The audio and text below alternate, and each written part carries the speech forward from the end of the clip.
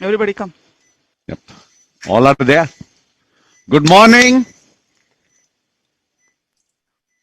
Damodar and Good morning, Sharad. sir. Both. Very good, my friend. Uh, very welcome and greetings from Mount Sinai, New York. Morning time and evening there. And of course, I keep tracking the COVID. America, COVID is getting better. India, I think, is stable. I don't know what Right. your feeling in your cities are, but I'm clearly we had a big hit. I'm sitting in front of you with COVID, running Wow, but temperature and shivering. yeah, I See, mean, that is truly now they are talking about the new combination of the COVID with Omicron coming out from India. I don't know what that is. Who knows? Some new name. But I think this is going to stay with us. We had to have our life around it, and this is part of our educational mission. Myself, Dr. Kini, on my right side, and our fellows and the cath lab staff, along with imaging fellows, all are here to show a very case. It's not a very complex, but will highlight many of the operational point of view when we deal with the calcific lesions. So with that note, if okay, we start here. Show the first slide, please. yeah, So this we thank to Sun Pharma for this educational support. And at present, this is our episode number 15. So clearly, these are our disclosures, and both Sharath Reddy and Damodar Reddy, we welcome you from Mount Sinai, and both of you doing a great job. Medicover Hospital in Hyderabad, bringing the center, bringing the interventional cardiology at your individual level, at the national level, and international. Clearly, the India represent quite a big now in the interventional scenario. We have surpassed, India has surpassed Japan now as a number 2, around 500,000. And I'm sure with NIC in the next 3 months we'll know what exactly the new numbers are. America being about 850, India now 500,000 PCIs, and Japan around 400. So really, country-wise, thank all our great interventionalists from India who are very dedicated and methodical. So today our case is the OCT-guided PCI of the calcific LAD diagonal bifurcation using IVL and if necessary rotational atherectomy. And then we have the case discussion by IVUS-guided multivessel PCI and RCS CTO PCI by both you, Sharad and Damodar, with of course the discussion. So this case actually presented last November with new onset angina. She has multiple comorbid conditions, which you can see the risk factors on the left side, including residual CVA, asthma, and that time had angina with a stress test, found to have 2 vessel disease, LV was good, multiple medical therapy as you can see there, and patient Dr. Kini did at that time 2 stents in the right coronary artery. And now today is for the LAD. Now you can see here, show the fluoro angio, please. Yeah. So EDP was normal. EF, which is also normal. Very calcific MAC. Yeah, MAC. And then actually LV gram probably is one of the angio where actually you can see the calcium.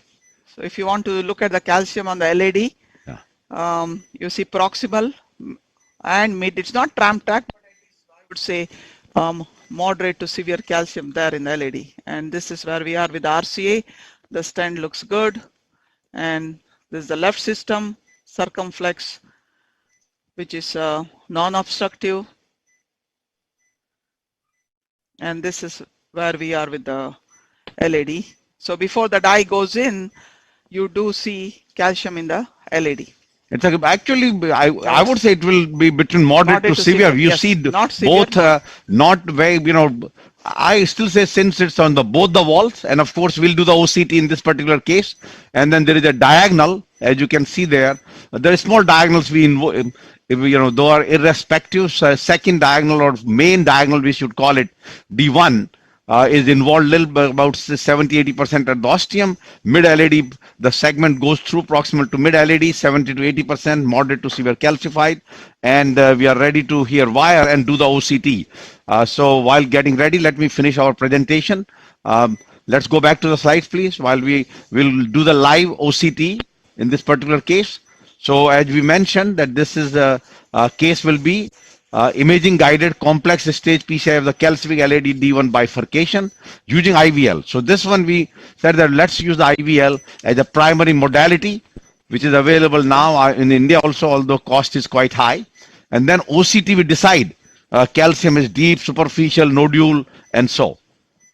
In terms of OC, which we always present, this patient is a one vessel disease, and it's into the that time patient multivessel disease. Now, if you do a stress test, maybe mild, so it still will be A category, whether you call it a because of the LAD involvement in this particular case, as you can see here, and patient is on double medical therapy. So just to say, our protocol for patients, sorry, why this? Yeah, so this is where we go with that. If you have moderate to severe calcium and it's the imaging can be done, we know that many of the cases imaging cannot be done, almost half of them, because of the long tortuosity. And I know so a lot of people will push imaging catheter, but I say in those cases modify the plaque and then do the imaging if necessary. So this is the case will be in the left side that decide or based on the IVUS and OCT assessment. We are doing the OCT today. And basically when you have a high points, means high calcium arc, more than 270, calcium length, more than 5 millimeter, thickness more than 0.5, all gives each 1 to 2 points. And based on that you decide what to do. Low calcium score can have a high pressure balloon dilatation or maybe cutting balloon, but higher one you definitely require in those cases maybe lithotripsy, or if it's a circular calcium, probably rotational atherectomy. Orbital is not available. Calcific nodule also the same thing, but and also at the same time in the complex lesion I always say that do the atherectomy first, and if you need to do imaging then you do, and of course you decide after that if there's suboptimal balloon expansion, then you bring IVL in the equation. So Anu, you are ready now? Yeah. So we're ready with the OCT. Okay, let's go back to the fluoro. We are ready for the OCT, live imaging of the OCT, and with the with Kiski will be doing a interpretation. Yes. Any question, Sharad and Damodar? Nothing, sir. So far, I think it's a right case with the calcium in the proximal LAD and mild diagonal disease. And yes, it is not tram track calcium, but once you put anywhere, fluoro is less sensitive. So what imaging shows, it really guides us, what we can do further. It's ready.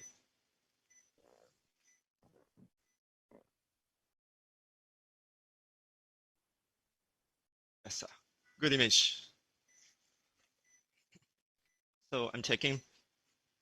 So now, Anu, what about a lot of people talk about high creatinine that you do without the dye? Yeah. Can we do the OCT without dye? I mean, I know there have been certain case report angiographic studies doing it with dye, but I think they're moving away from that. Okay.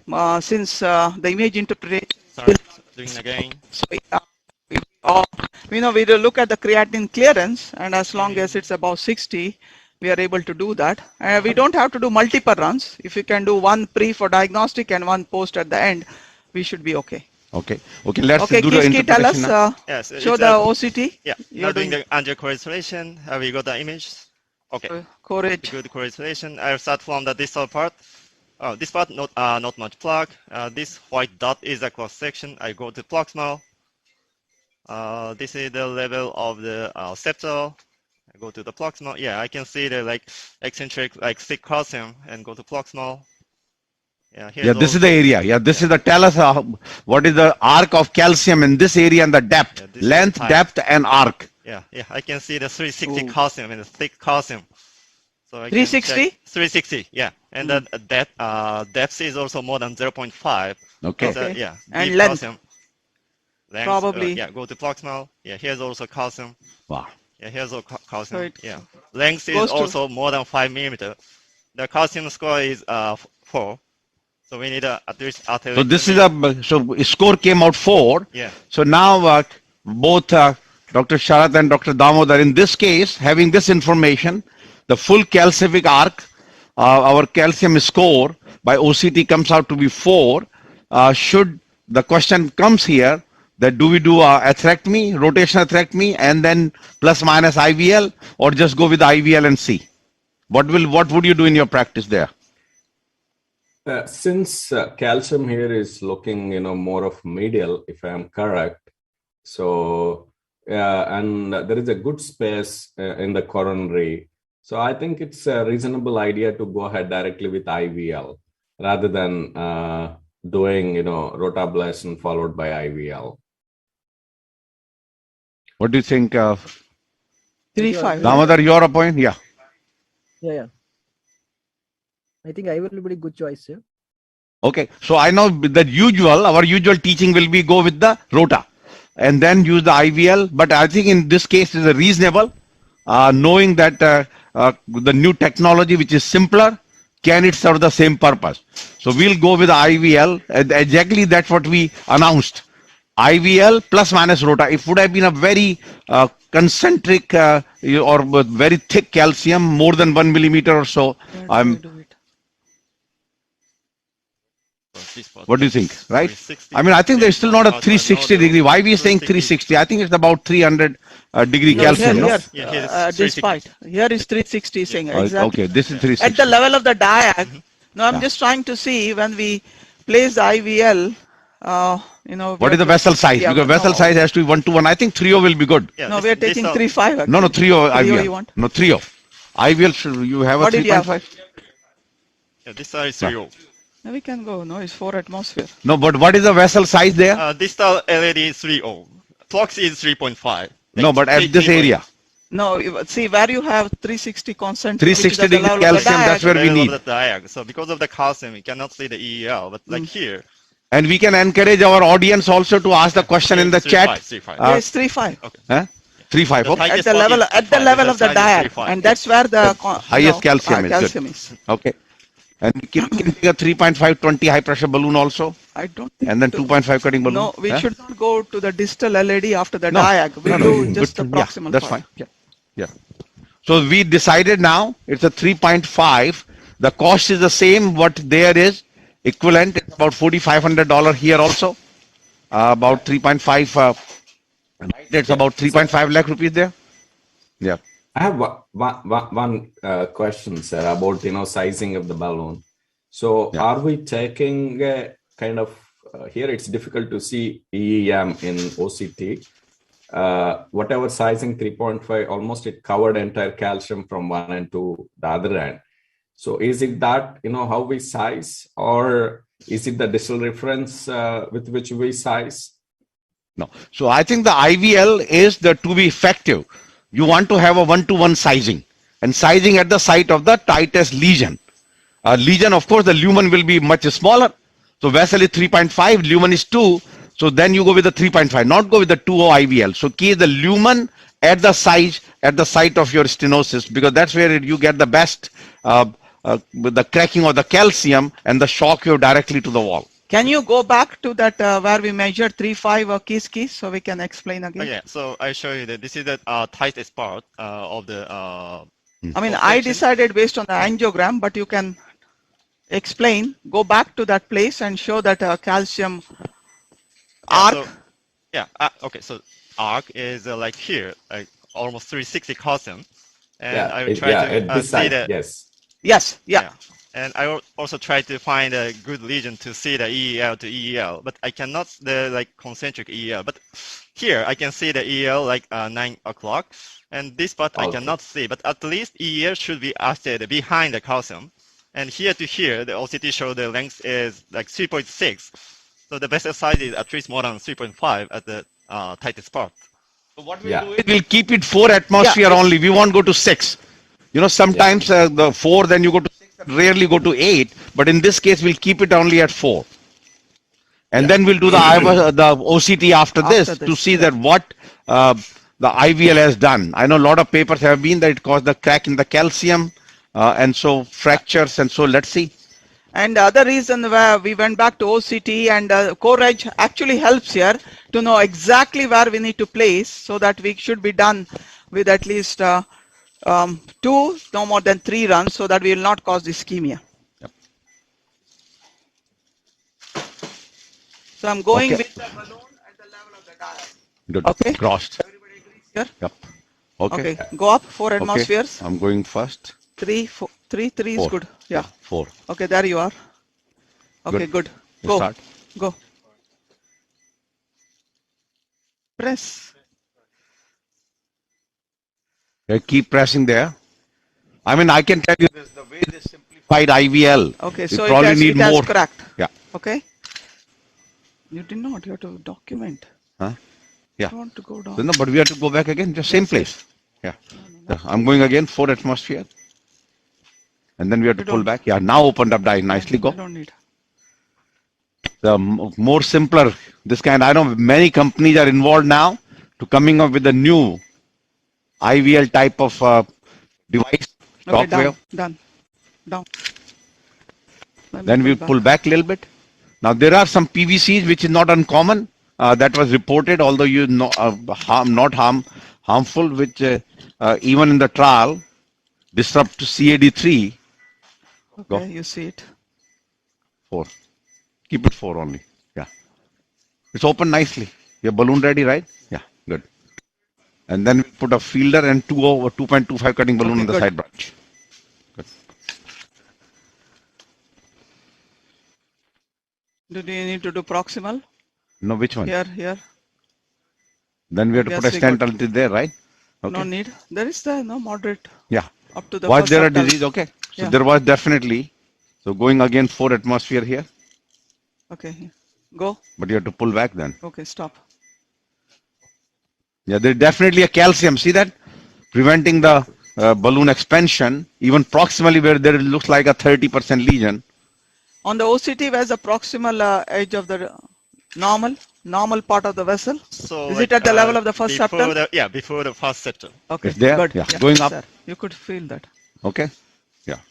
Okay, again 4. Here, if you want, we can go to 6. Yeah. Yeah, definitely this one is a big vessel there, 3.75 and so. So right now I'm 6 atmosphere and we are delivering maybe our... some EKG changes here now. Yeah. There's the shock wave, yeah. Down. We're coming out, so we... Ventricular Yes, 6 dependence, which was reported. Good. We can take this out. We gave 5 runs. That's good. Yep. Okay. Take a picture. Just a question for the sake of audience. See, Yes. this patient had a, I think, significant side branch. Do you think if you do rotablation, Wire.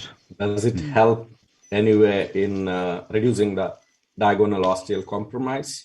Compromise, definitely, yes. Yes, definitely. Now, those data we don't have for the IVL, whether IVL decrease the side branch closure. We published our paper back in 2001 about the rotational atherectomy, decreasing the side branch closure in the calcific vessel intervention. You see, definitely there's plaque shift in the diag. Yep. Let's put a wire now. We'll put Now, my question is, are we happy or should we go back again in the mid LAD or we just try to see with the balloon? But anyway, that do we need to expand a little more? Because here is still narrowing there. But no, we never went there. Yeah. We never went there. No, we are talking about exactly at level of the diagonal. That we covered, Second diagonal. but below that is that we covered. All right. I think we can do an imaging and see the cracks in calcium. Yeah. Then if required, probably we can redo again. Yeah. We have So another question is, 40. do you want to do OCT now? Yes. Before putting the wire into the diagonal, let's just do the OCT first then. Okay. Yeah. Yeah, okay. Good, leave it. Yeah, let's do, since we already have OCT. Yeah.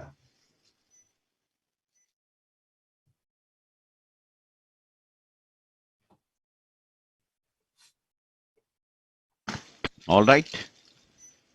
OCT run. Hopefully we do this and then one will be in the end after stenting. Good. Okay, so we are going with the second run. For the sake of younger audience, so whenever we are trying to assess, calcium breaks post-atherectomy, it's always better to do imaging without a second wire in. Once the second wire is in, right. you will totally misunderstand imaging. That is correct. That's why we did not put the diagonal wire yet. You're absolutely correct. Because so much reverberation and things will happen. Yeah, good. Calibrating. Okay, do you see? Can check. Yeah, good, right? Clearance. Yeah, it's ready. Bill.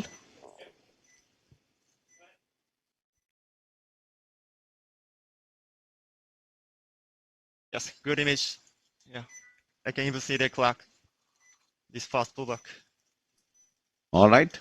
Let's do the co-registration. See exactly those area which is the circular calcium was close to 360 degrees. Do the co-registration first. That's wire now.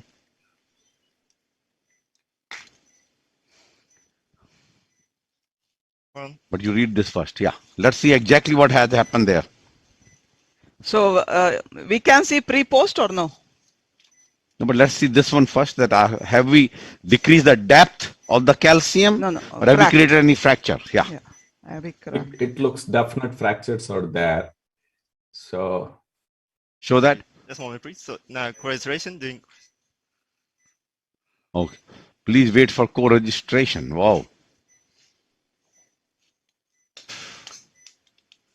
What happened? Moment. Okay. Accept. All right.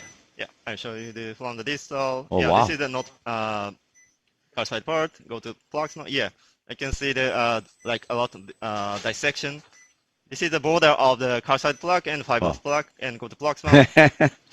But it's just around the calcium. Look at this. Here it's broken. This is the 360 part. Yeah, deep plaque, deep flaction. 1-2 volcanic eruption at the 360 part. Good. Yeah. Earthquake. Yeah, here's also like 1, 2, 3 fracture. Okay. So that actually, I would say that by all purposes, IVL has done its job. Yeah. And I don't think we need to go further. Once you have cracked the arc, then it's perfectly fine. Check the distal length again. So still 3. I think 3. Good. Let's get the cutting balloon first, right? You want to dilate the LAD? Yeah, but because this portion we did not. So where are we stenting? Okay, from there all the way, right? Yeah. Okay, so open the LAD first. Yeah. Yeah. What do you want? 3.0 there? 3.0. We are 3.0. 3.020. We are dilating the means almost distal part of the LAD where we never went with the which we are going to stent, but we never went with the IVL balloon. Yeah. I think this is 3.5. After the diag. Yeah, after the diag, remember the mid to distal, the distal LAD where it's going further down. So we're going with that level is 3.0 LAD. So we're going to go with the 3.020. No, this is 3.5 actually. But let's see. Original was. But the moderate pressure, let's see. It should open low pressure. We won't go high. But we need to make sure the audience will know to go there with the 3.0 balloon. Yeah. I want them to go with the 3.5 balloon in that part of the LAD. Yeah. No, but low pressure, 3.5. You know, originally when we started the rotational atherectomy, we used to put a 4.0 balloon at 1 atmosphere in all the vessels. I know. Let's say that low, but you know that to hold. But the current teaching is that 1-to-1 when a calcific lesion 1-to-1 and then go high pressure 22 atmospheres. Okay. Yeah. So this is where we are going. Right now we are 6. I think we can also measure the size of stent by imaging. So this reference Good. is like distally has nicely opened up, so we'll pull back and then we can go high pressure. It's a 6 only. And proximal so that's okay. So distally we don't have to worry about. We have to worry about at 2 o'clock. Opened. If not, then we have the IVL still again. If you want to do little more, yeah. Here. This is a 3.5 vessel, correct? That's where our balloon was. Yes. IVL balloon was. And here we're going to 12 atmosphere. Nicely open. Now we opened. Yeah, it's open. Good. Yeah. So 1-to-1 actually has opened that LAD. Would you like to take 2 orthogonal views to just confirm, or No. No, we Okay. don't Okay, actually yeah, do that. yeah, Yeah, usually. I think this is Let's go pull back at the proximal area also, which we did at the septal. We'll take care of that also. Yeah, here. Now, stent wise, we use a Promus Elite on the right side. So usually try to use the same. okay. Down 3038. Down. We'll Now, take 30 because the distal vessel, distal part of the LAD is 30, and then we may have to put another short stent proximally, or which we will be dilate. 35, Yeah, no, or 3 or and then we 38. will post dilate. Great. No, 3038, we may still Okay. need a shorter. Or unless you want to do a synergy now. No. Okay. Oh, you want 48, you mean? Yeah, 48. 48 will cover. And then proximally you can dilate with a 3.5. That's one way. Okay. So Okay, one now stent on, in this case, I think knowing the patient's comorbid conditions, patient is on apixaban and clopidogrel, I would try to say if the diagonal looks good after the cutting balloon, you leave it alone. Don't put a two stents. I think that's So what? a reasonable strategy. Yeah. So I always tell that yes, to get the best result, you'll put a stent 2.25. But in this particular case, with the age and patient's so many conditions, and who knows, we may have to stop the. Although we waited actually 2 months after the first procedure to make sure patient tolerate a combination of a NOAC as well as clopidogrel, which she did. So I think it will be reasonable, but to me, since it's a 2.25 millimeter vessel and everything is in the LAD, if we can just come out with the without just opening the ostium of the diagonal reasonably with less than 30% residual, I think will be good enough. Good. If you can go. Okay, no. Oh, That was. that's Yeah. okay. So key is that a very tight lesion there. So in that case, I we can think get the a calcium 2.5. of the- Yeah. We want a 2.512 high pressure or compliant for the diagonal. Also, the cracked calcium of the Yes, LAD I probably think not mostly that allowing is it is, occluding. yeah, Yes. Yeah. yeah, and not allowing us to go to the side branch. And this wire got disrupted. Oh, I think. Yeah. We can get a 2 dot. Let's see again. It's Okay. gone. Yeah. Okay. yeah, We go a little slow now. Okay. Yeah, good. Okay. And then many times. Also, the wire could have been entangled. Side branch Yeah. wire. Yeah. So Yes. down. It's a And it could be even a 2.25. wire bias Yeah, down. also. It's a 2.56. Not 2.5. 2.25. 2.5 Wolverine. Yeah. 2.5 Okay. Wolverine. Yeah. Go back again here at this level. Don't go crazy pressure and dissect. 6.8, huh? Good. Okay. So always do a Sinai so you document that the ostium is well opened, because the Achilles heel of all the bifurcation is the ostium, ioto-ostial as well as non-ioto-ostial. So here, let's see now how it looks. Go. Okay, Go back. so far I think looks we can good. go a little more pressure. No, let's open the diagonal with a little more. I would not. So now Will not go. you No, want right. to Yeah. perfect and dissect it. No, it's not dissect. Now you want to have a stent strategy Yeah. again? The what stent we are using? Now we are going to 8 atmosphere, 8 to 10. Good. Okay, let's see the picture last one. Yeah. We don't take any more picture. Yeah. I think 48 will cover. Yeah. OCT gave around 43 millimeters length. Yep. So 48 will be okay. Are you okay? Yeah. 30, 48? Yeah.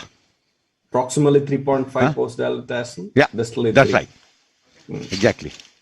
And get a 3.5 15 high pressure balloon. Now, question very important. Do we need to put any stent in the diagonal now? And what do you want to do? No, yeah, I feel we can do a provisional sideband stunting here. Good. Beautiful. Okay. Okay. So we fully agree with your plan.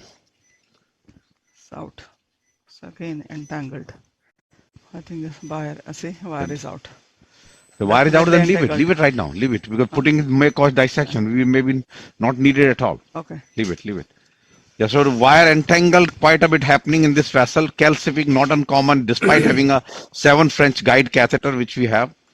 No, the entanglement is happening at the level of the lesion. As you know, it is heavily calcified. We have crossed multiple cracks. So that's not uncommon in calcific lesion that this happens. Good. Okay, let's go. It's been So we are even going my- with a 3O, right? 3O. Yeah, 3O 48 synergy. And the reason we took 3O is where distal LAD is 3O. Yeah. And the proximal part we will post dilate. Yep. You are Okay. saying something? Yeah, it's been even our experience, many times cutting balloons and this OP&NC balloons, they pull the wire out. Yeah. So, Yep. Very common. Yep. Ay, ay, ay. This is too long. I think you have to put a 38.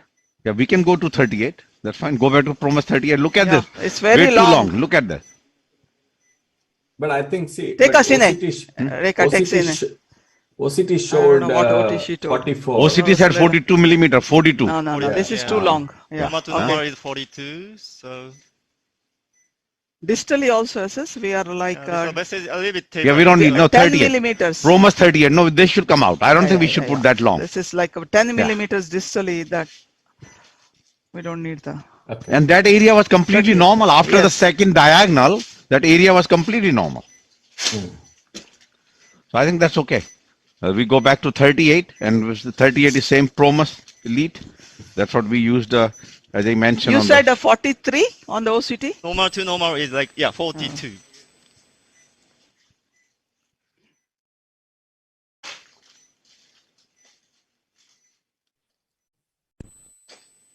So one advantage with iOS is basically you can even mark, here also we can mark with co-registration, but we can do it repeatedly, just to mark your reference areas if there is any doubt, and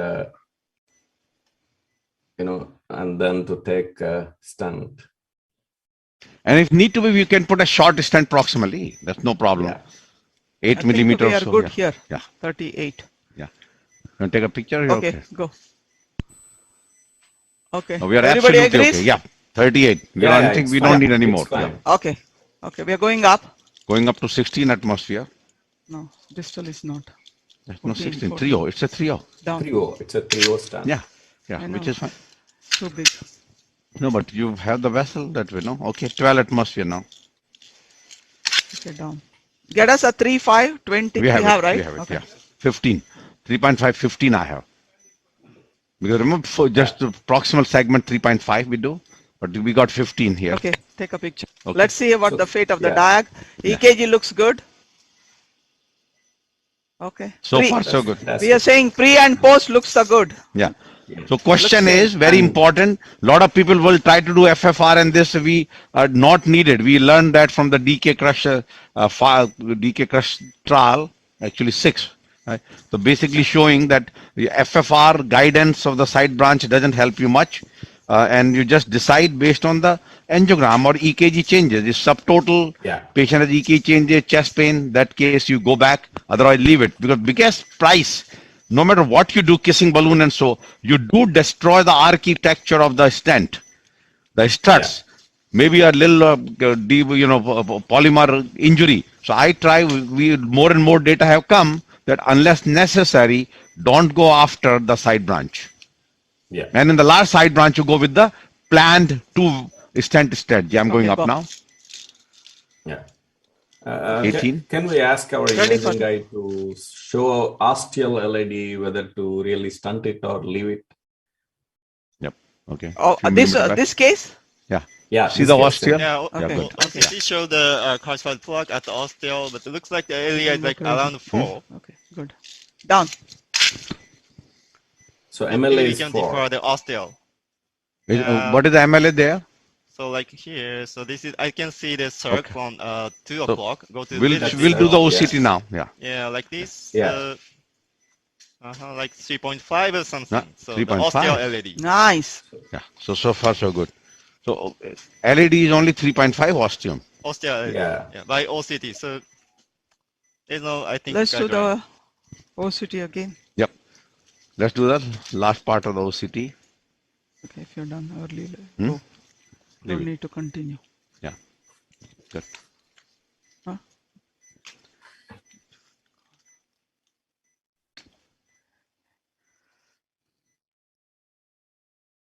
Okay. Now we are good. So I think MLA Ostim is 3.4, and there must be a huge block area too. How much Now, is the other way block could be that area? you can finish the FFR in the end. Yeah, FFR? very focal. Yeah. Yeah, Australian, it's very less than focal. 4. Australian, Yeah. the question is clear. No, on the OCT F4, Yeah. IVUS So will be question more is than the that. same. OCT of 4, there's always a difference in terms of the lumen IVUS versus OCT. Should it be a 4 or should it be 3.5 or 3? We know that with the IVUS it's 4. Okay. With the OCT, there are some data to show that maybe it's a 0.5 smaller. And so, but anyway, we'll decide. Let's do this. If what comes, Yeah. we can always make that decision by doing the FFR or so physiologically to see, and that will be basically just for the osteal LAD. This looks good. Yeah, good clearance. Going to go in a little bit. Okay. Better now? Yeah, Yeah. perfect.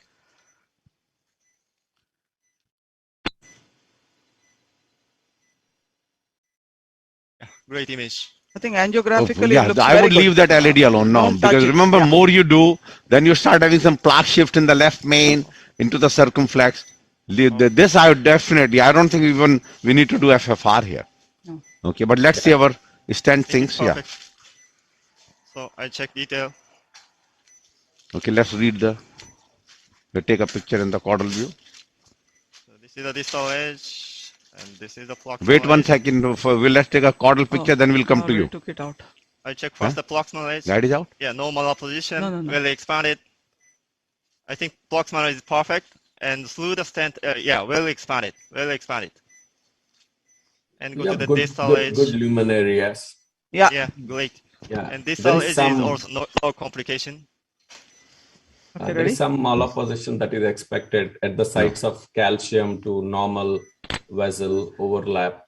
Now you I can do think this. Okay. That's fine. I It's a think good. that's a limitation because of the lot of like concentric calcium, like auto Yeah. fracture. Will dissect? No.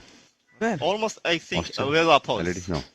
Just the Wrong branch. with you? I think See it's the acceptable OCT, nothing result. is there. Okay. Good. It's fine. It's fine. I think there's Yeah. no dissection. I think it's perfect. Okay, go back. Come back at the level 45. No. Between 45 to 50. Oh, there. At Yeah, the like level, here. yeah. Like Yeah. there. Yeah, what is that? Yeah, well, that's a fracture behind the stent. No. Pull back. Is there some malposition at 42? Exactly 42, 42. okay, so- Yeah, don't go too fast. I'm sorry. Like here? You mean the 42 is here? No, 38. Come back 30, to okay, sorry. 38. So, Yeah, right there. A little yeah. bit there. 37. Yeah, come Yeah, back. here's like a concentric calcified part, but the area is more than 5.5. Area looks like Go to 5.6. 37, 36. Okay, go to this, like here. Okay. Yeah, that's okay, right? That's okay. Yeah, this is branch. Branch, fine. Yeah, Yeah. and this is There's fracture. some Yeah. So because of this fracture, the stent is expanded. Okay. Yeah. I mean, clearly, I the mean, stent- angiographically, it looks excellent. But once you're done imaging, you just have, would like to see it again, just to be sure. Okay, now come back to the proximal LAD, where the question was. Yeah, looks good, right here. So now this is the osteal LAD. Okay. Almost same. It showed like area is 3.6, 3.9. 3.69 is 3.69. Yeah. Okay, See, leave it. angiographically, it looks good. Yeah. So there is some I would- malposition Okay, leave in it. OCT. I mean, that's No. fine. That will anyway remain even if we post-dilate because of its location on calcium to normal vessel transition. So I think it's a good result, a fantastic result. Yeah. You want to take one more picture? We are done. I took the guide out. Okay, good. already. Yeah, we don't need any more. Yeah. Yeah. So, okay. So, with that note, now, you want to show anything else here? No, if they have any questions, audience have any questions? I think, let me check. Damodar, could you please check questions? Yeah, just checking, sir. So our total contrast use was 140. That's with 3 runs of OCT. Fluoro time of 13 minutes, but air karma only about 1. DAP of 54. So as you know that all those things are reportable parameters nowadays during our angiography, and those are very important tracking. So there are some. Yeah, There's some questions he's saying. Yeah, ask questions, please. So Sudhakar is asking how good will be Wolverine 3.0 in such cases. Yeah, I would say that because of only question is because we did OCT, it was concentric calcium. The Wolverine may or may not work and may then cause some more dissection. So I think the question is yes, if you don't have IVL cost wise, then I would just say go with the high pressure. Who says that the calcific arc you cannot break with the high pressure? So yes, Wolverine is a one choice, or if the cost issue is the high pressure, but preferably because of the near circular calcium in that mid LAD area, it's better to go with the IVL or atherectomy. Routinely, not for this case today, we wanted to show some new techniques which are happening, and that is where we showed the IVL as a primary modality. But in our lab, this kind of case usually will get a 1.75 rota bar, followed by a high pressure balloon dilatation for the main vessel. If balloon does not expand, then we'll do a Wolverine or IVL. IVL, yeah. So one more question. Can we have DEB in diagonal? Yeah, that's a good point. So only question limitation here in United States is that we do not have a drug coated balloon yet. It's not available except in peripheries. So coronaries are not available. I know there's some data to support that in the side branch. If you are not stenting, probably drug coated balloon is better. Yes, the day it is available in this kind of case. If you're putting a stent, then probably doesn't matter. If you're not putting a stent, I would say drug coated balloon will have a lower restenosis compared to cutting balloon. So yes, if it is available, you put a 2.5 drug coated balloon in the side branch and then you stent across. Yes. Absolutely, very good point and very good approach. Yes. Why not kissing balloon? I think you have answered this, sir. Why not kissing balloon? Definitely do not. Reason is we learn, and when this patient comes back with restenosis, no matter how good you have done optimization, they come back at the same area. Because why I personally believe, and that has been data from even Excel trial, when you stent across and there was not a bifurcation lesion, you actually did a kissing balloon because there was a little pinch. They had more trouble, slightly higher even stent thrombosis, and maybe, p-value was 0.07, but more importantly, that you definitely break the architecture of the or integrity of the struts, as well as some polymer. So therefore, unless it is necessary because of chest pain EKG changes or TIMI flow low, then only you go with the kissing balloon. Routine kissing balloon, multiple trials have shown is of no benefit. And I think don't do a FFR, because I think FFR itself, by wiring, you may dissect sometime. And secondly, FFR guided strategy in the DK Crush 6 didn't make any difference. I think, I just want to highlight some of the apps that we have. Most of these questions that's being asked has been shown. I think the app that will really go with this case will be the Calcificate, where, how to manage calcific lesion. There we do mention that when you have moderate to severe calcium, like this case, ideally atherectomy, but we know that it may not be available in every part of the world. High pressure balloon, yes. If not, go with any kind of scoring balloon that is available to really make sure that calcium is taken care. Going back to the side branch, of course we have the Bifurcate, and there we have clearly made it that provisional stenting, majority of the time, unless your side branch is a large size and has a significant lesion where we are talking more than 80%, that you want a dedicated 2-stent strategy. Otherwise, provisional stenting works well here. And if you see what I said, pre-post looks the same. The post is still about 70% side branch. But more important, no EKG changes, no chest pain, TIMI flow normal.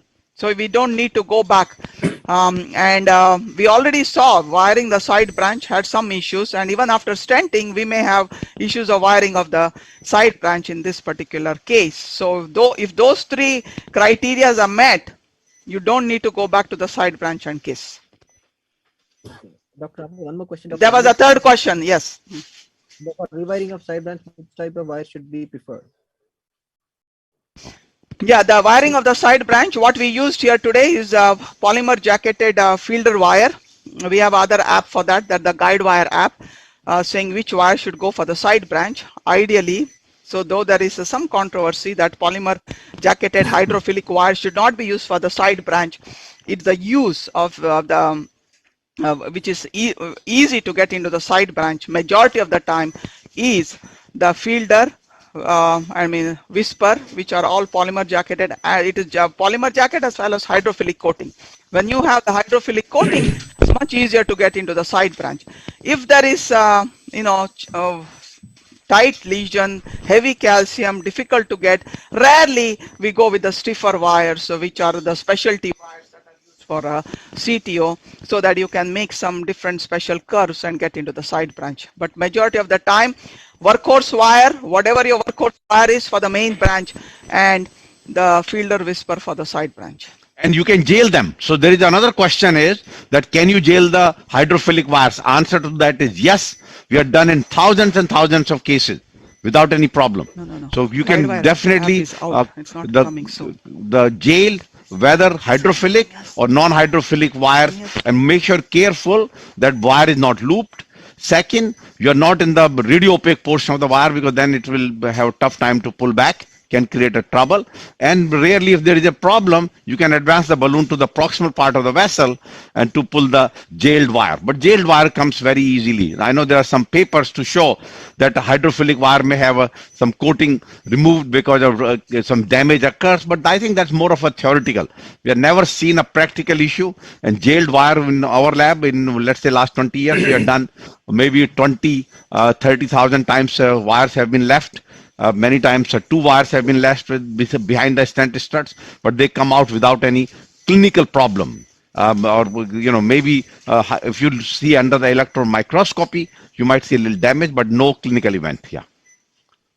A few more one quick caution. Is available. Yes.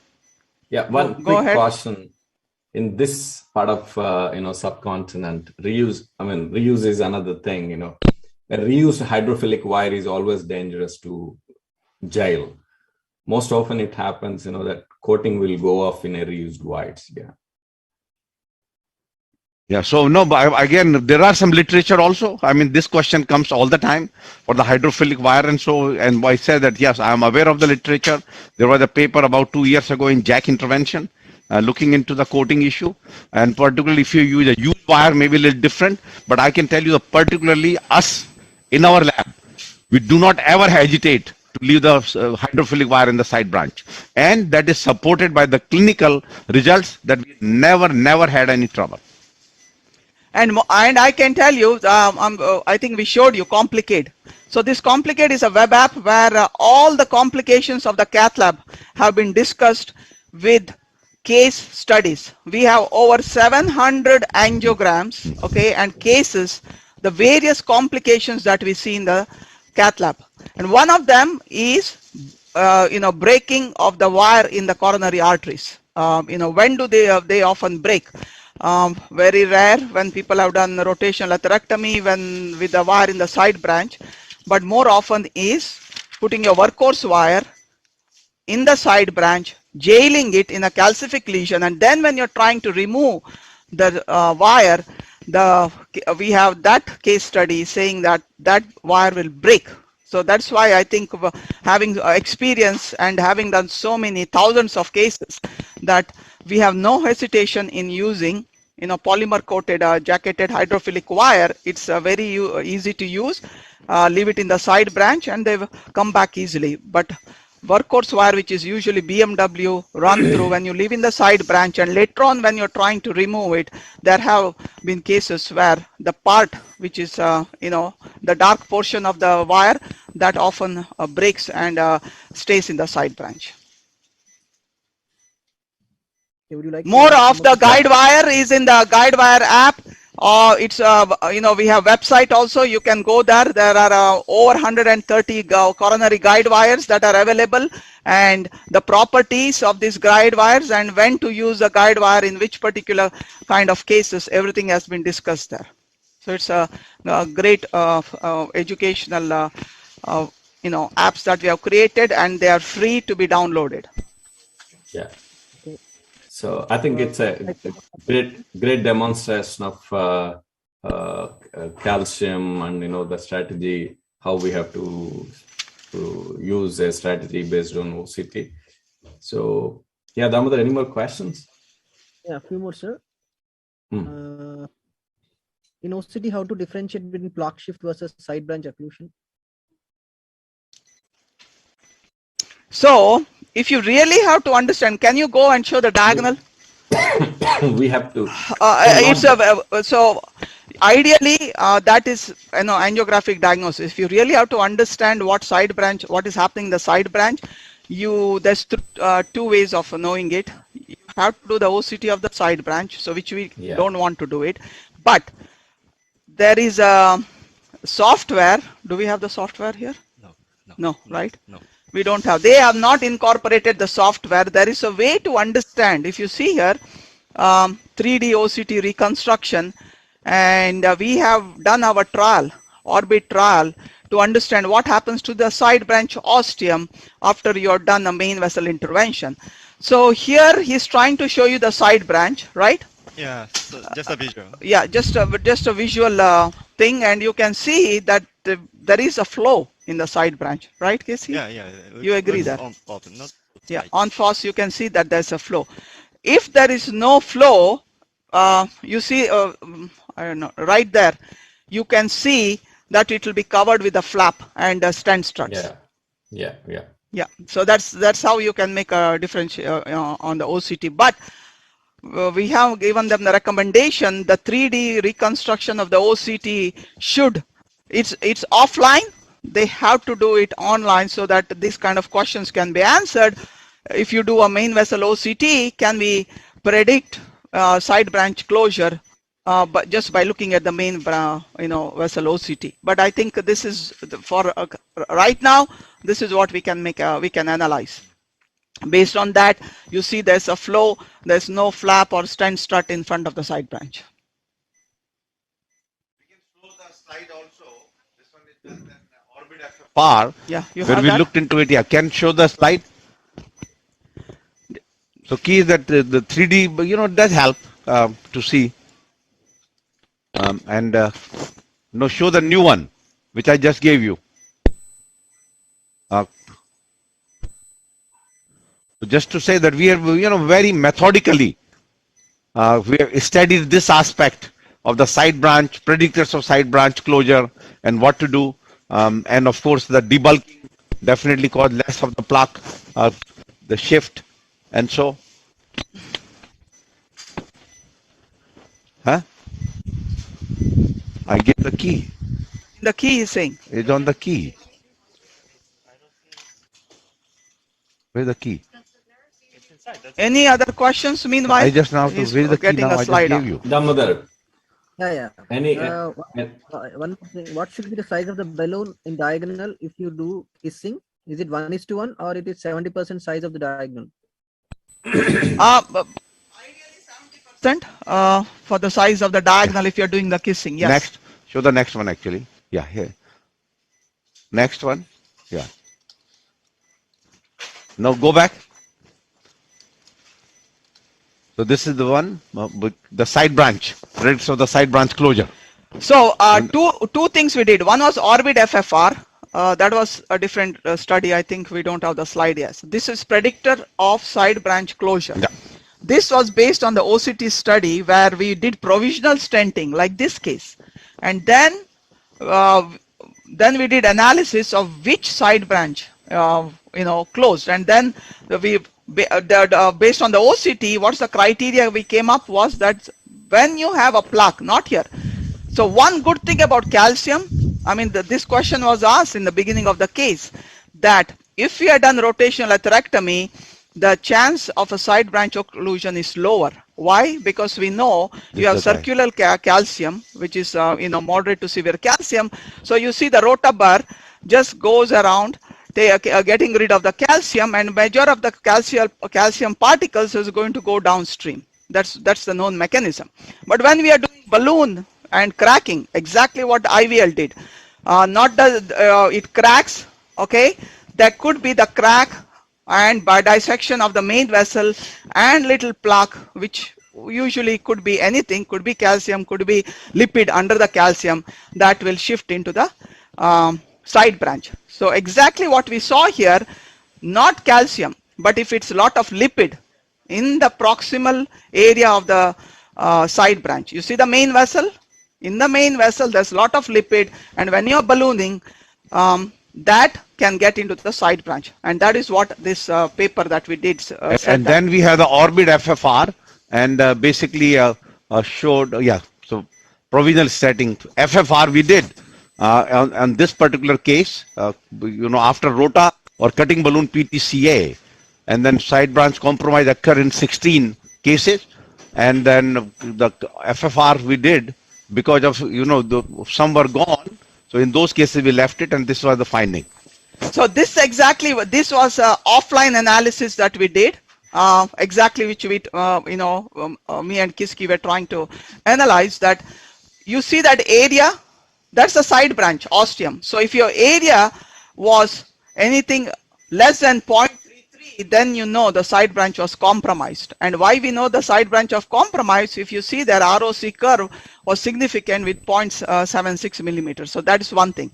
Other thing that we also showed, that correlated with FFR of 0.66. Other thing that we also showed, I don't know if you have the slide, we can calculate the number of stent struts in front of the side branch. So we have stented the side branch, and you can calculate the number of stent struts that's crossing the side branch. So the number was about between 3 to 4, so like about 3.8 or so strut. If it was more than that, then we are it was called side branch compromise there. So that also we can do, but this analysis we did offline. So we are working with the company to see this kind of soft care can be included, so that exactly the question asked by one of the participants today, that by looking at the OCT, can we make a decision that we don't have to do anything to the side branch? Okay, so with that note, if okay, we end our today's presentation, and I'll join you. You start from your presentation. I'll join you in about 3-4 minutes. And thank to all our participants, and thank to both of you, Dr. Sharad and Dr. Damodar, for a very lively discussion. And hopefully, audience loved this, got educational points, this live case, and we'll have our theoretical discussion starting. You can start, and I'll join you shortly. And thank you Thank you, sir. Thank you, sir. Thank you. Okay, so we need to get the second slide.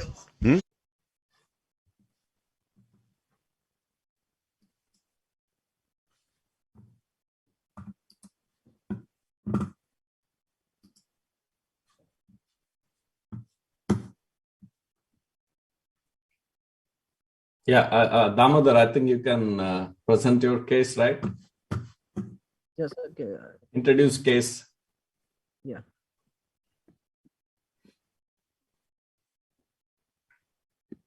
Am I visible, sir? Yeah. Make it full screen. Huh?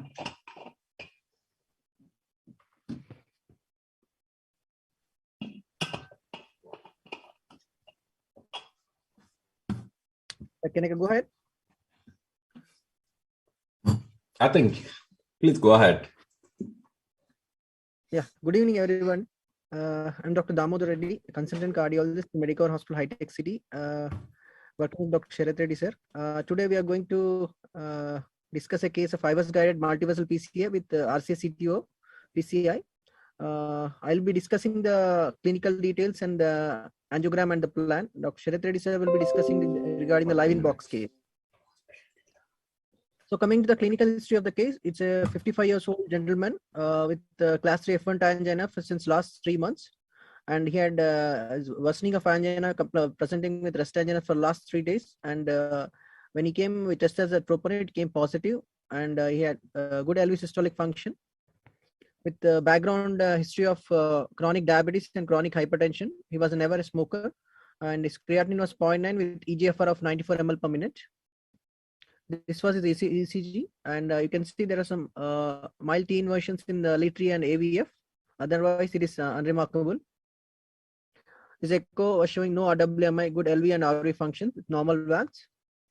So coming to his angiogram, we'll see first his left system. You can see it's the epicaudal view.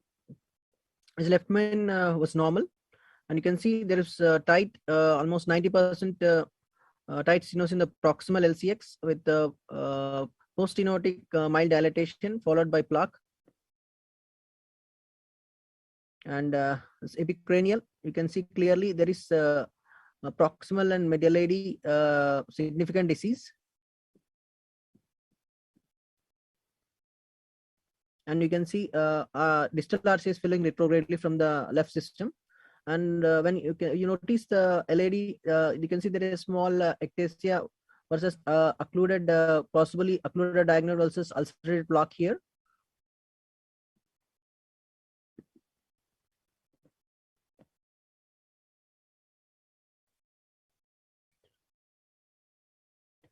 So cranial.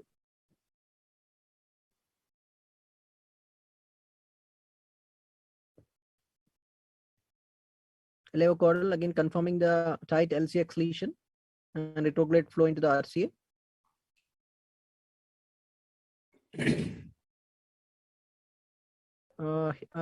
This LAVO view demonstrating the distal RCA filling to look for the septal collaterals.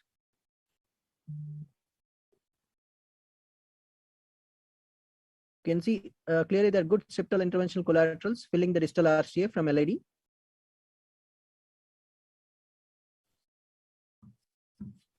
Coming to the right system, you can see clearly the proximal RCA has two tandem lesions, critical almost 80%, followed by mid RCA short segment total occlusion. And you can see distal RCA filling retrogradely from the homocoronary collaterals from the proximal RCA.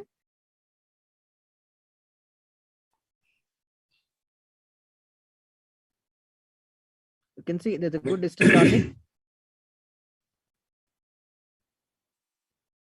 This RAO view, and you can see clearly there is a short segment CTO, and possibly there could be a bend in the CTO segment of more than 45. And we routinely do anatomy before planning a procedure. We generally, after assessing the coronary angiogram and the fluoro, our protocol is to do draw an anatomogram and reassess the angiogram visually and plan the case. So here in this case, you can see what we have drawn is LAD 80% disease, and what I've shown the LCX disease and short segment mid RCA CTO. This is a JCTO score. Proximal cap looks ambiguous with less than 20 mm of short segment CTO with more than 45 degrees of angulation, and no significant calcium seen with good distal target and good intervention collaterals. The JCTO score comes to around 2. And you can see there clearly good septal collaterals filling the PDA and PLVB.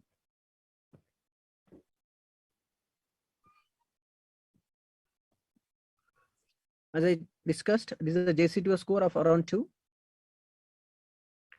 Since the multivessel CAD, we calculated the syntax score 1. It came to around 22, and syntax score 2. For PCI, it was 19.6%, and for cabbage, it was 12.8, almost low risk for CABG and also PCI. These are surgical scores coming for, it's a low risk scores, both STS and Euroscore 2. So further, Dr. Sharath Reddy sir will be discussing the live in-box case. Thank you so much. Yeah, since this patient had triple vessel disease with a syntax score of 22, and is a diabetic and normal LV function. So we kept this case in our team, and we had a discussion. So we gave both options to the patient, but finally, patient also opted for PCI. So we went ahead and did triple vessel PCI in a single setting. So I think, shall I start, or should we wait for Dr. Samin Sharma? Oh, I'm here. I'm here now. Ah, sir. Go for Yes. Done. Yes, sir. So since we have only 40 minutes, I'll rush through the left system, and then we'll focus mainly on to RCS CTO.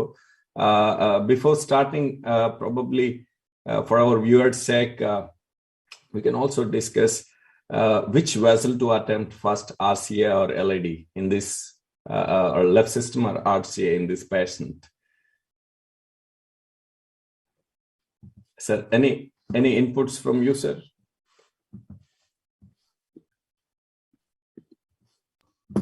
Settling down, yeah. So no, knowing that we are deciding multiple, and we always try to do a more complex case lesion first. Yes. And with that note, I think both are all reasonably, but not very super complex, but reasonably doable lesions. So I probably will start with the right. Yes, sir. And also, since this case, we thought of most likely we may end up in retrograde. I'll show you the reasons why we thought we may end up in retrograde. That's the reason it's always better to treat LAD before we go retrograde in such tight lesions. Yeah. So there is a tight lesion in LCX, and LMCA and ostial LCX and ostial LAD apparently looks okay angiographically, but we can see in imaging where the plaque is actually even extending into LM. So what we did is we just dilated LCX first. We have not wired LAD, so because to get a good imaging of LMCA, it has to be done only with one wire. When you keep two wires, which we have discussed in last case, so obviously it screws up our imaging.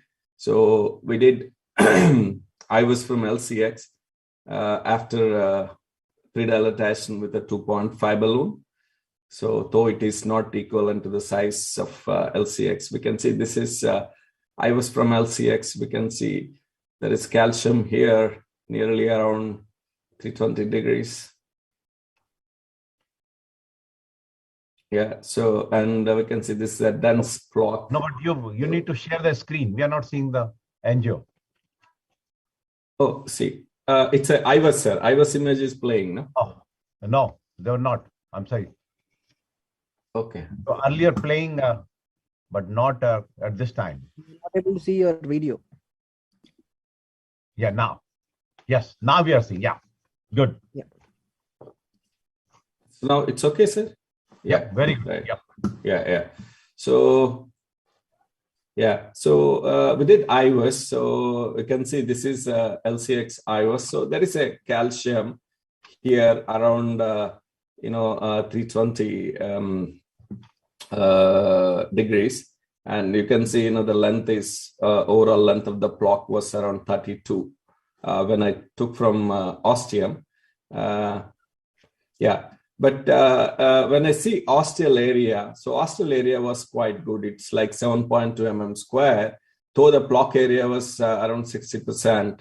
So what we decided is, we can leave ostium of LCX and no need to extend stent into ostial LCX.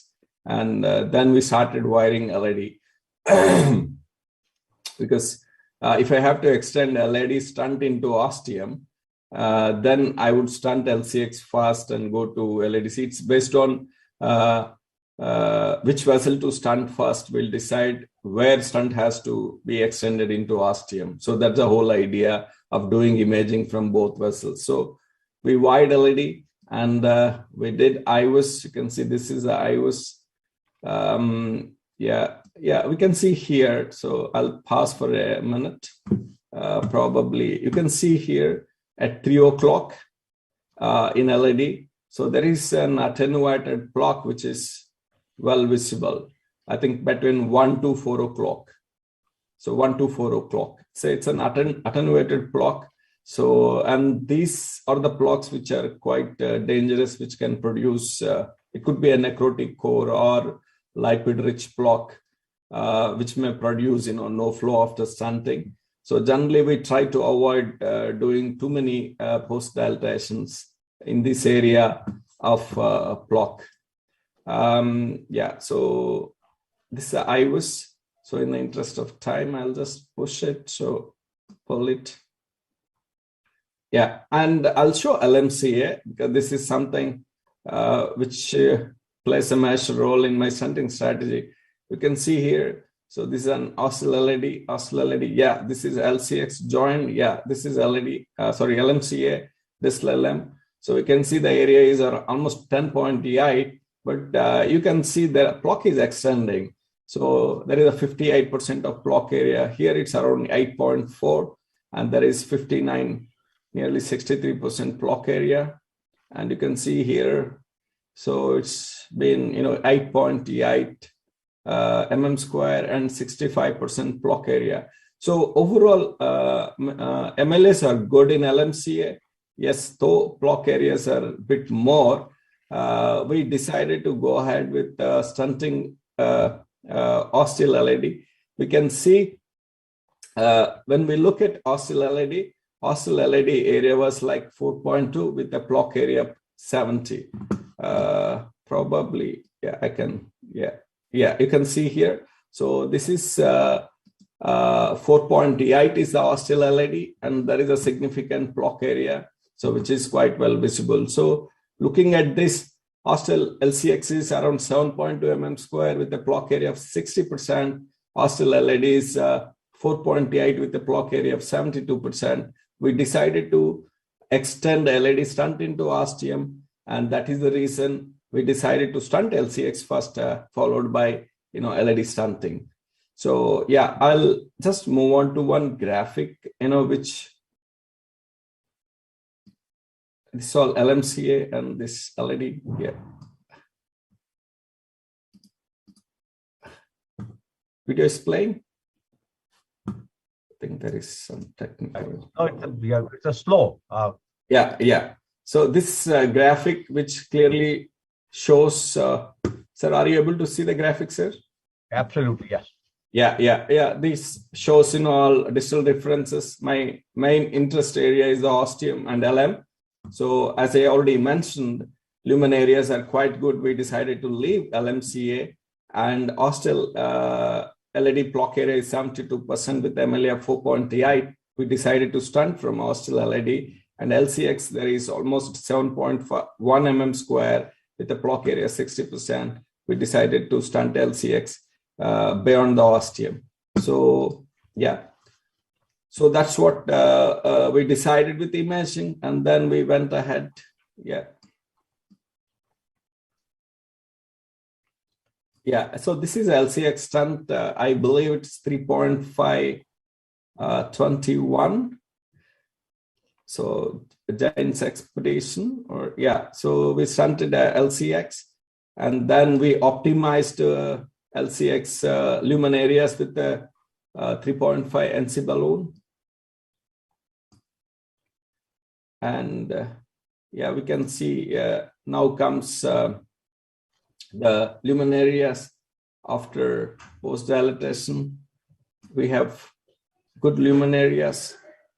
So almost more than 8 mm square all through. You can see, so it's a 7.1, so 9.6, 10, and this is actually 8.2. We are adjusting still. It comes around 8.2 here. Again 7.7 and 9.6. So we left it LAD at this juncture. LCX at this juncture. We moved on to LAD, and this is the length which we have got in LAD. And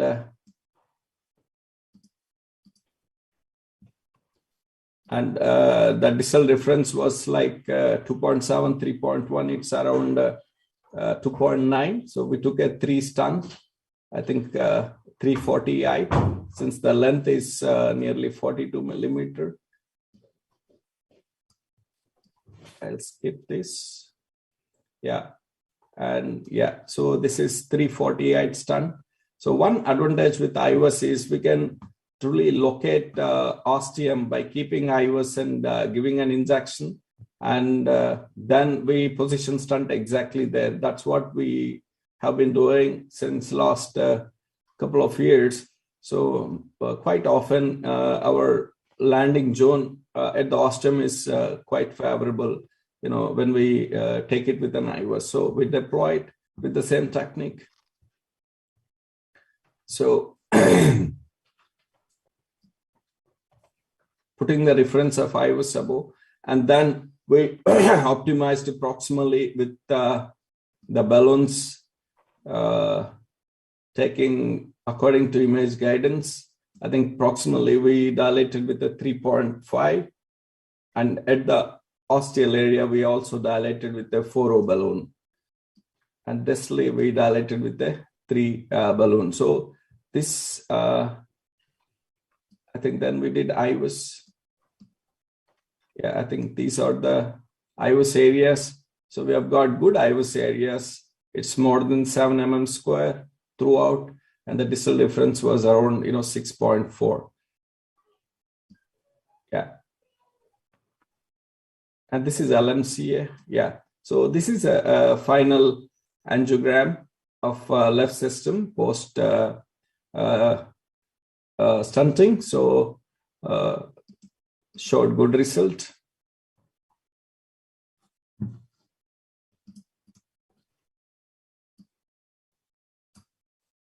Yeah. So looks very good angiographically.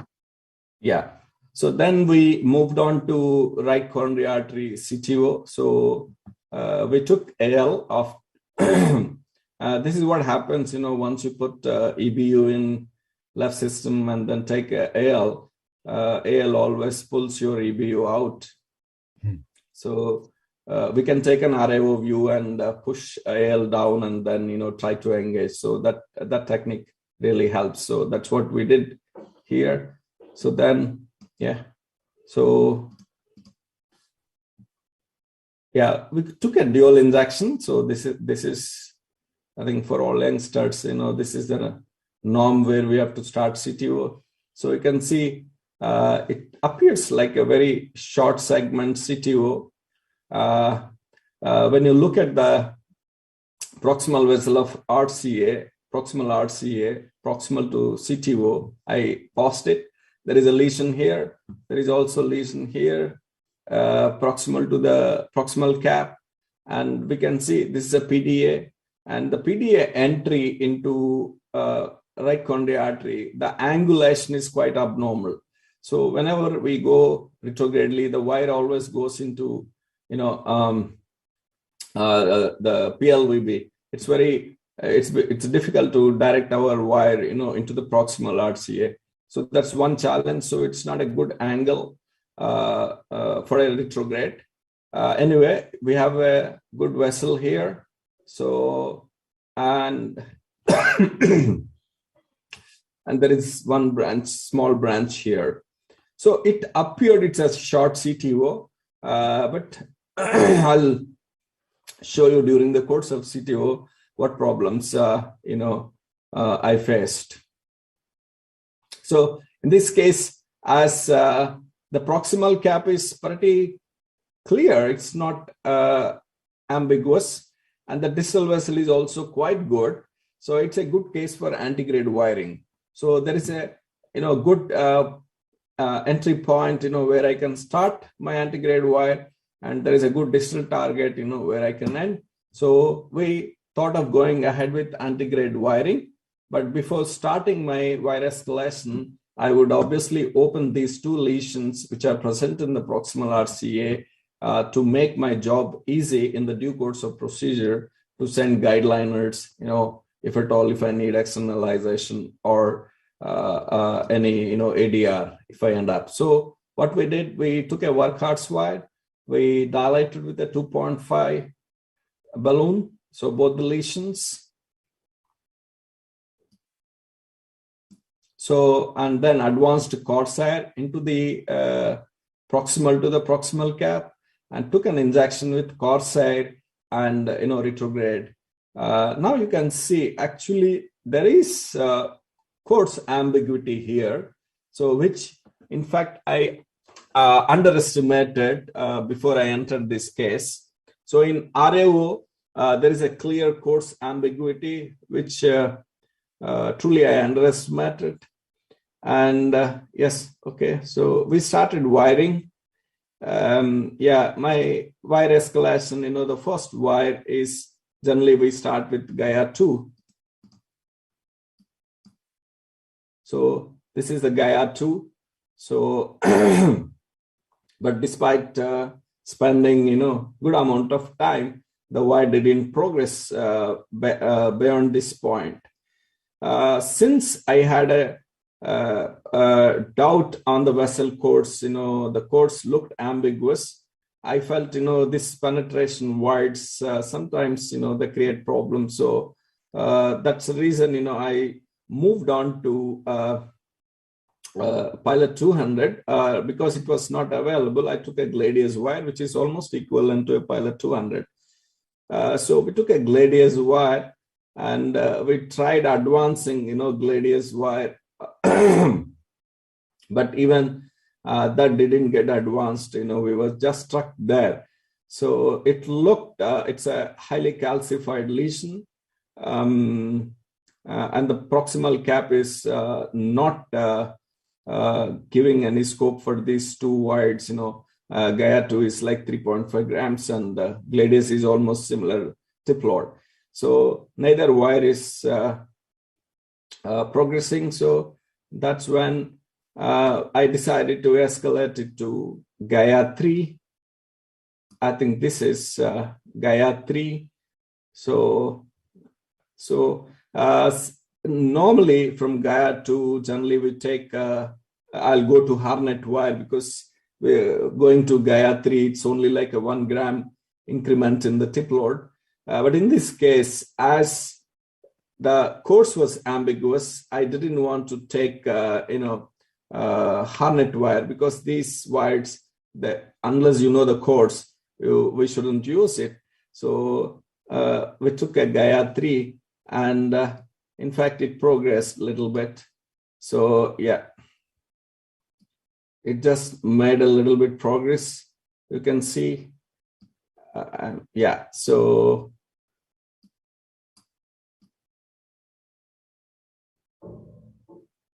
yeah, so it made a progress and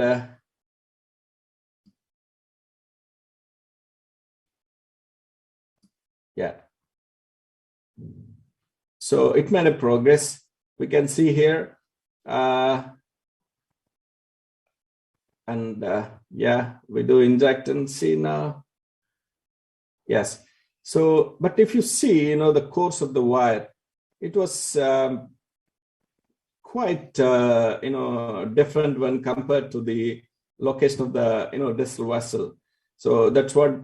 That's what it had been going on in my mind, during procedure. So the course was quite abnormal, but you can see here again, the wire was, we don't know, but the overall movement of the wire looks, it is within the vessel architecture, but when you try to, join the points by fluoro, it's not quite favorable position. So at this juncture, so what is very important for me is, I have to get a clarity on my distal cap. So unless I have a clarity on my distal cap, so I can't really continue with this antegrade wire escalation.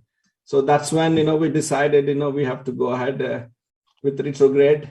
So, no, sorry. So what I decided here, before going to retrograde, we thought of going ahead with the knuckle wire. Because since knuckle wire, any ambiguous course, knuckle wire is a good strategy. And there is a good re-entry also before PDA here. So I thought of going ahead with the knuckle wire. So yeah. So you can see for doing knuckle here, so I had to take a parallel balloon to the microcatheter and trap the microcatheter to get a good support to your knuckle. And then you can see here, so this is, I tried both Fielder XTR and Gladys wire, but knuckle was not progressing. So both Gaia 2 didn't progress, Gladys wire didn't progress, only Gaia 3 progressed and reached, so the distal part of the CTO, and knuckle couldn't progress, beyond this point. So that clearly says, there is a,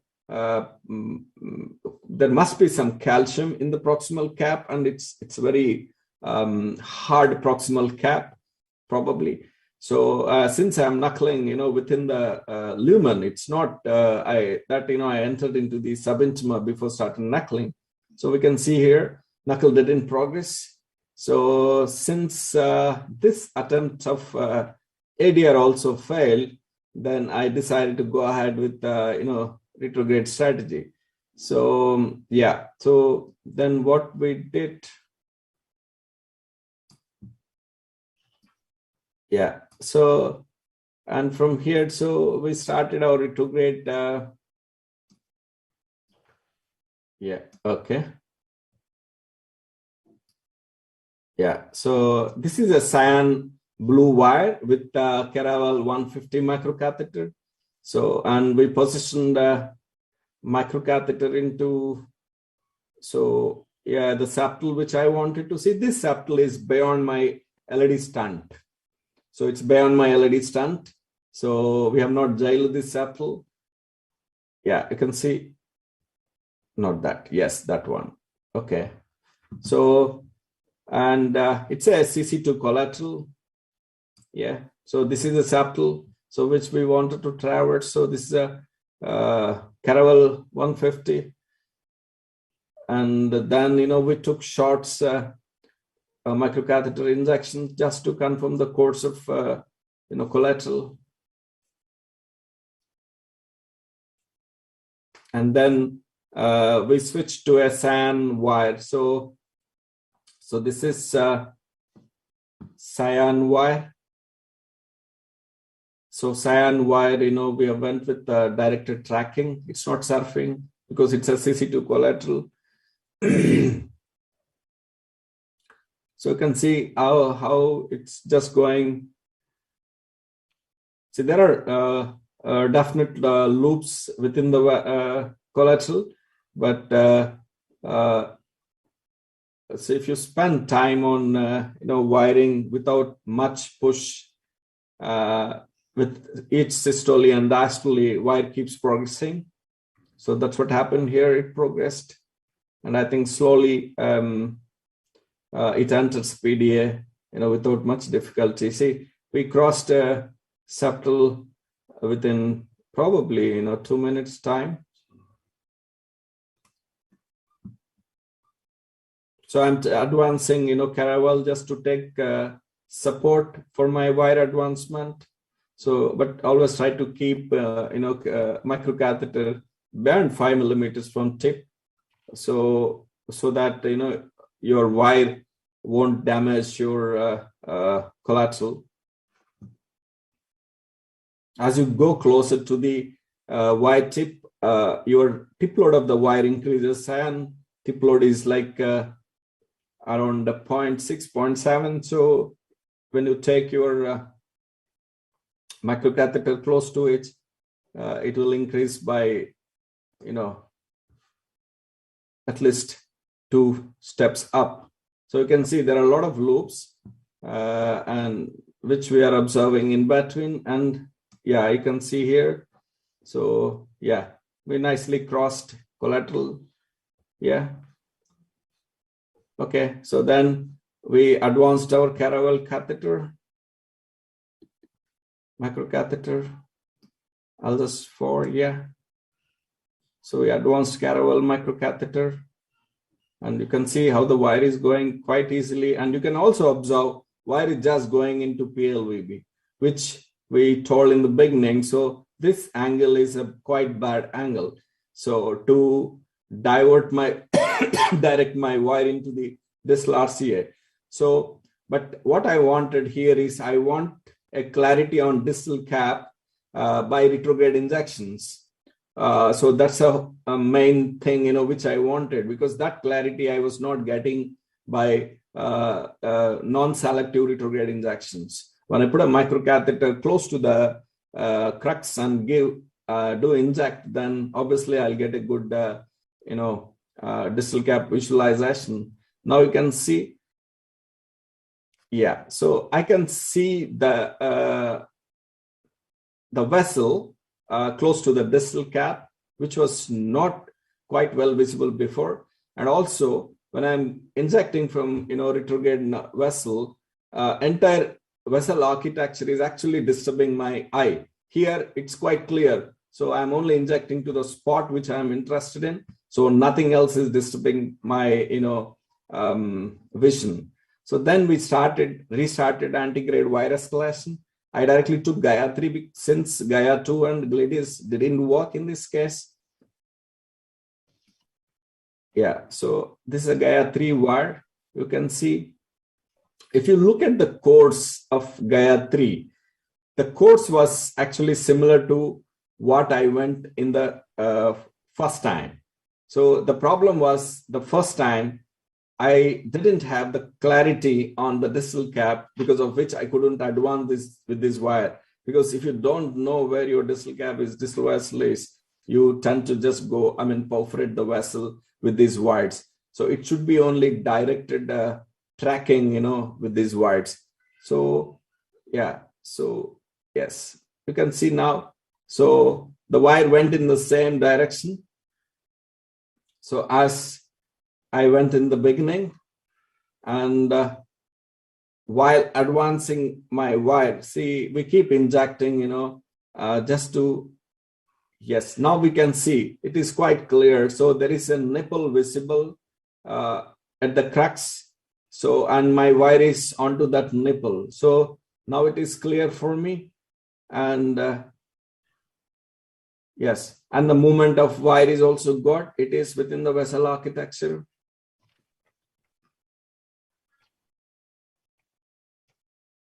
So, and we kept advancing. Yeah. So we kept advancing wire. So taking that point, visible with microcatheter injection. Yeah, now you can see, actually, as my retrograde microcatheter came back, I had to again rewire and push the microcatheter up. And in fact, I'm also trying to see both the wires. Yeah, so this graphic actually, so this graphic actually says, see, in LAO view, the vessel was looking like this, but this is a nasty view for this case. So, and you can see in RAO view, the vessel was like this. It's not, see, what our eyes imagine is the straight course always. But in this case, it is not the straight course. It is coming like this. So that is very, very important, while understanding, or, sending this high penetration wires. So you can see here, so how the vessel course is. And now what I'm doing is, see, I almost reached close to the distal cap. So what I wanted to do here is, go to an ideal view, that is for this area. I generally use LAO caudal and LAO cranial views, and inject from your retrograde microcatheter and understand the relation of your wire with the vessel. So that's what I'm doing here. So we can see, I think this is LAO view. Yeah. So the wire movement is quite good. It says it is within the vessel architecture, but surely it is subintimal. It's not in true lumen. It's not in true lumen. And then we moved on to kind of 3D wiring. And before that, we have to understand how to, yeah, so you can see this is aleocranial. I think we almost did by this time. So, okay. So we took both the aleocranial and aleocaudal views and then rotated the wire clockwise and just pushed it 90 degrees. And then we actually reached true lumen. Now you can see this is aleocaudal, wire is looking true lumen. So both in aleocranial and aleocaudal, wire is in true lumen. This is Gaia 3 wire. Now you can see I am doing a slide test. So I just slided wire. So wire is just going freely. So that says we are within the lumen. So it's within the lumen. In two views. So it's just progressing, simply. Yeah, it's progressed. So without much issues. So then we started, dilating CTO segment, and the wire, the balloon was not going. I didn't want to advance, Gaia 3 wire beyond this point because again it may go subintimal and damage our distal vessel. So it's always better to exchange wire with a microcatheter after creating a space in the CTO. So that's what we are doing here. So we took a 1 mm balloon, and this 1 mm balloon was not going in. Then we decided to go ahead with an anchor balloon. So anchor balloon, we took an anchor.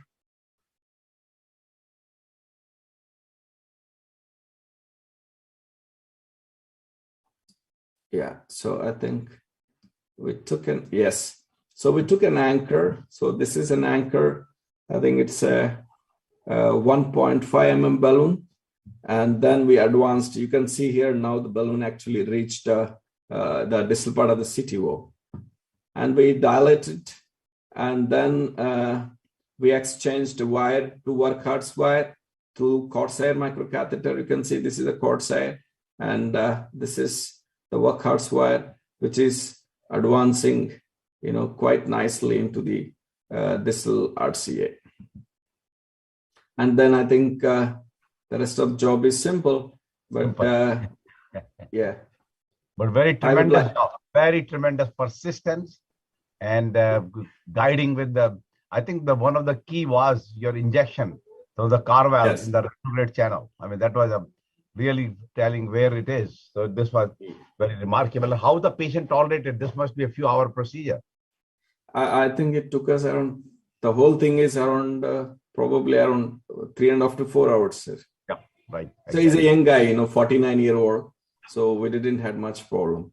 So I would like to show IVUS, a quick IVUS for viewers to understand, what is my wire tracking.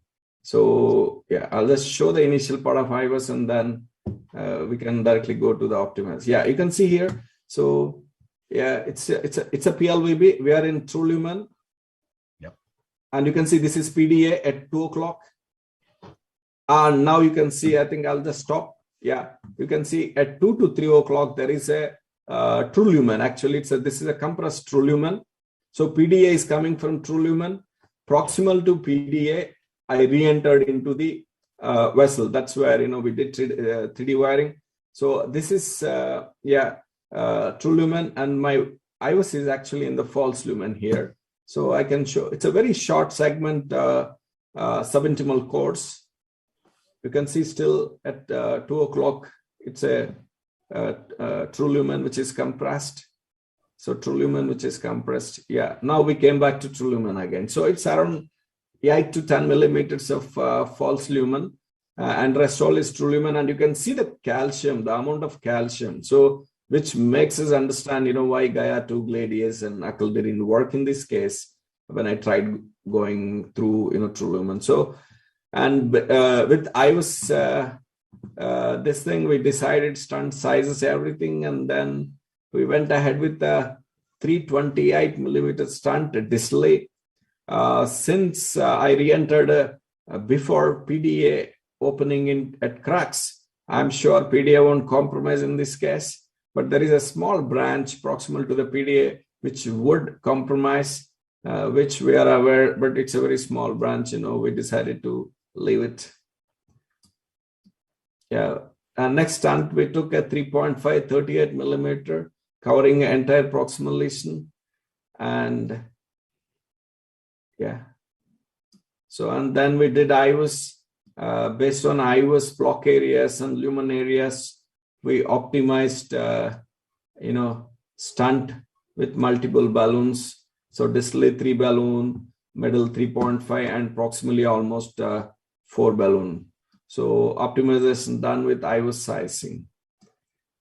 Yeah. So I think, yeah, this is, yeah. So this is 4 millimeter balloon, and yeah.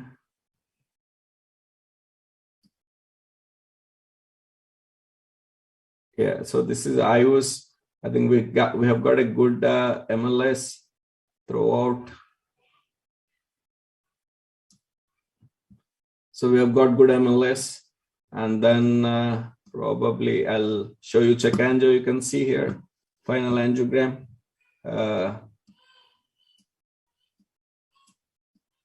Yeah, so nice.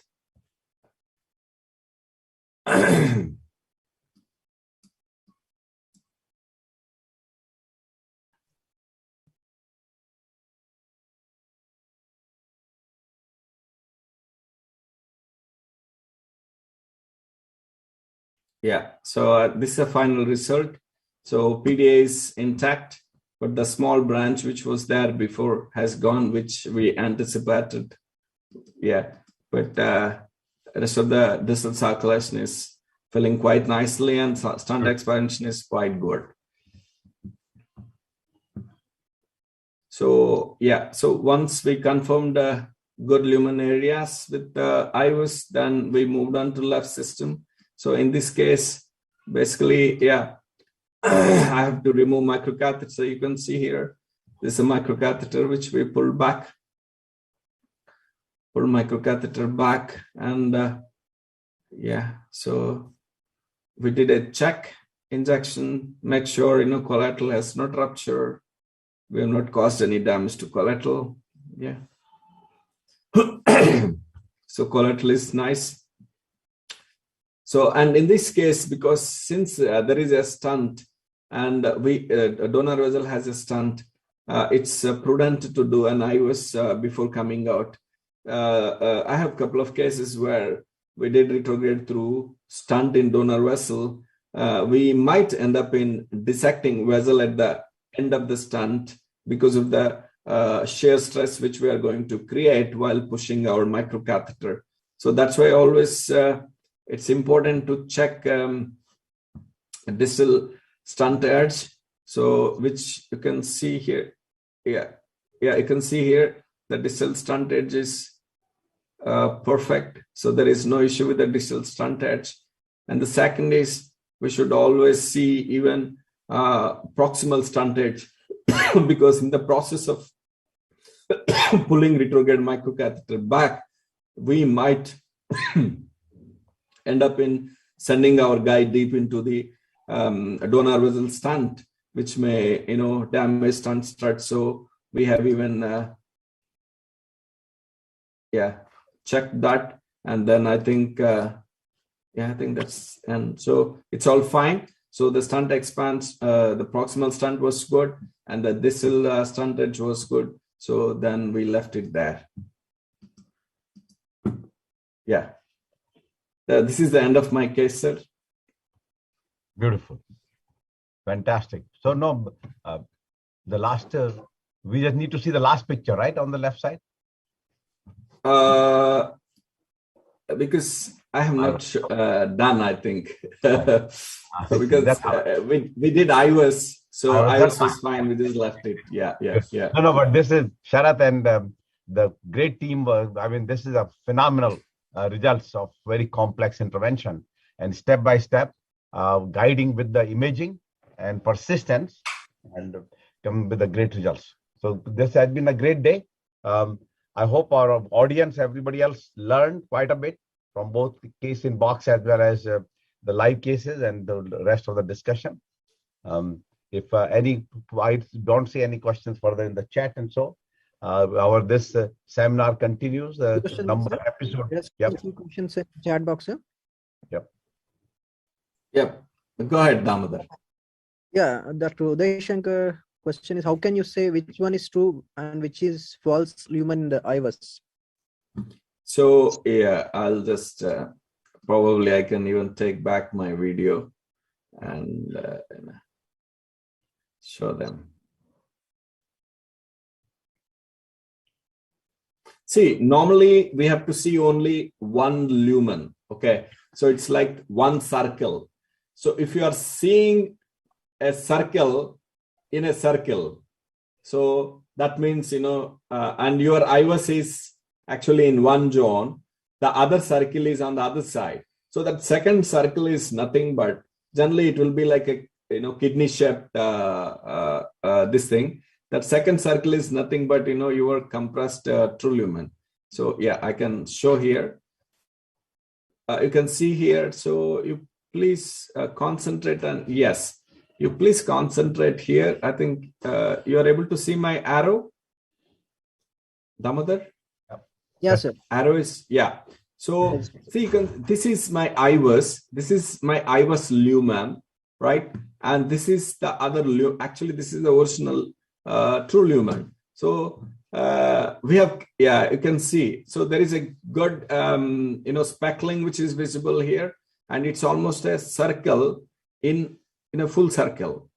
So R, a kidney-shaped structure within a full circle. So this is nothing but true lumen, and where my IVUS is, this one is actually false lumen. Yeah. Okay. So what was the amount of dye used? I would like to answer that. It was around 200 to 220 ml.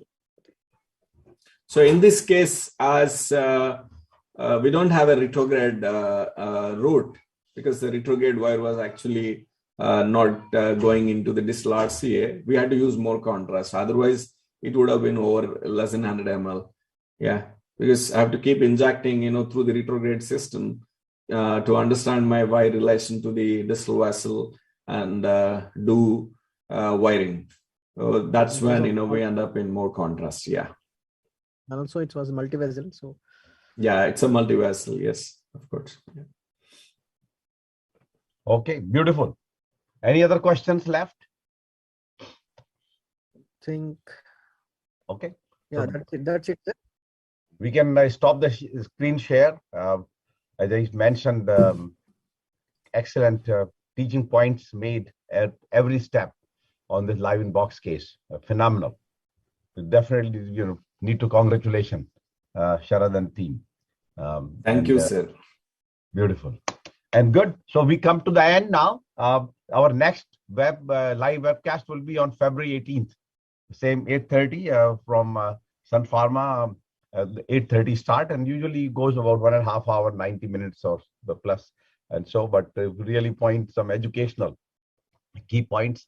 And I thank Sun Pharma, Manish, and rest of the team, and of course both our faculty, and of course from Sinai for a great work. And Sudhakar is on the line. Thank you, sir. Thank you. Thank you. Thank you, sir. Okay. And thank you, Dr. Sarath and Dr. Damodar. Beautiful. See you on 18th, February 18th. Bye-bye. Bye, sir. Sure, sir. Bye.